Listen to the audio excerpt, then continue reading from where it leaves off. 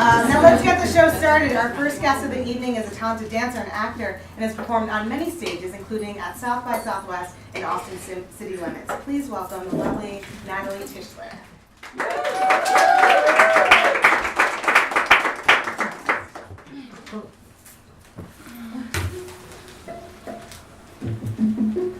I can't stand the rain. It's my window, bringing back sweet memories.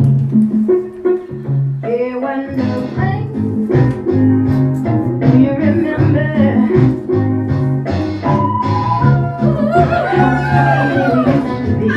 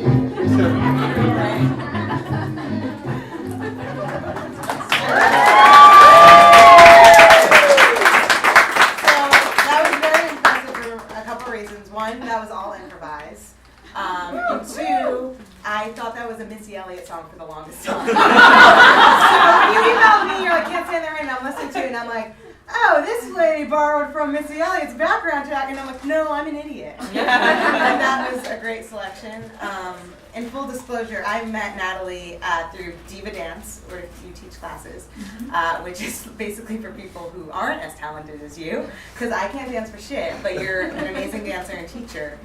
So how did you start dancing? What motivated you to make it your career? I have a hard time focusing when I don't care. Yeah. So I realized a lot of jobs wouldn't be good for me. So tell me more about that. So I was like, well, I love making up stories and encouraging people and entertaining people and teaching people how much,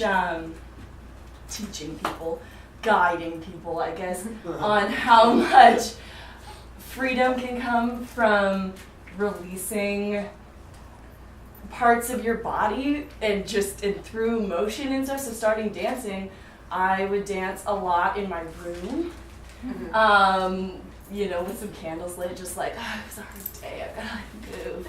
And then, because I studied acting, and so dance just became I started to get really into yoga, and then also doing musicals. There was like a dance training that was going on alongside of like a yoga and martial arts actually training that was going on that was getting me like physically stronger. And so realizing how much the body would influence how my body was postured would influence a character and the decisions I was making, and being able to be free in that moment to just respond to what another actor was saying and not think like, I know they're about to say this line and I can't wait to say mine in this way, but realizing that like how I manifested in my body would just like put me in the mental state of what I thought needed to be there to tell the story. Mm-hmm. Yeah, based on my posture, I would like always be a gargoyle. So you're involved in a few different projects. I mentioned Diva Dance. You teach through Sass and Strut and Brown Burlesque, and I saw you perform Sass and Strut at a Boss Babes event. It was very inspiring. Can you speak more to those groups of dancing? Sure, both of those were collaborations with Cerise Brown, who is my roommate, and was like a potluck roomie through a random friend who was like, I know somebody who's looking for a roommate, and I was like, I want to move to Austin, and so we got linked up and ended up being incredibly similar and compatible in creative ways. And so it's really like the app that you were talking about, the fact that she's lived in Austin her whole life, connected her to a lot of people that I never. Now I'm like, oh, I'm so excited to like use that. She was so connected to people, so like projects started coming, and then me realizing like, oh, auditioning's really fun. That is not at all what I meant, but that's what I was like trying to make what I meant. And so to then be not liking a lot of what I found like fresh out of school, like.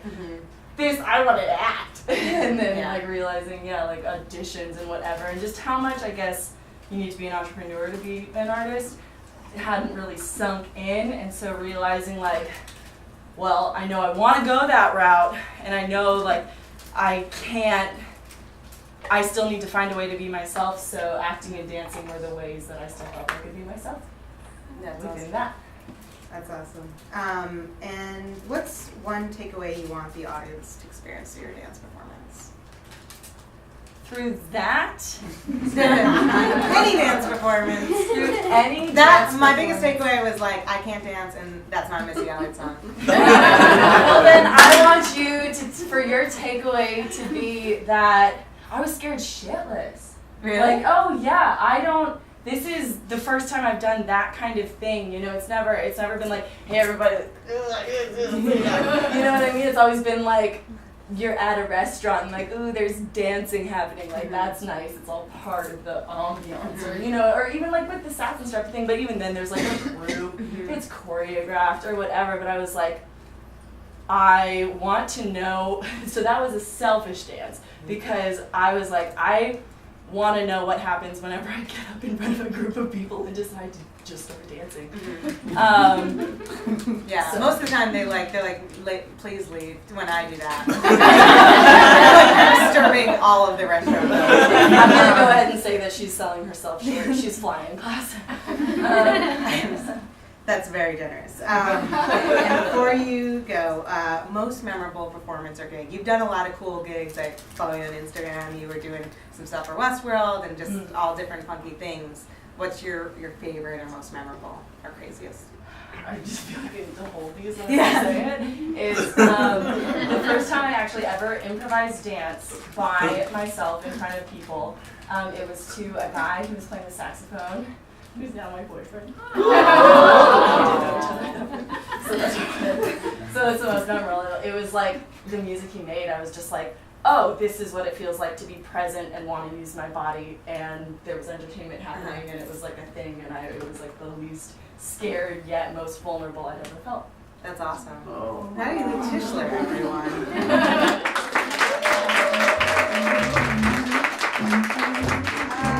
Visit NatalieTischler.com to see more of her performances and sign up for one of her dance classes.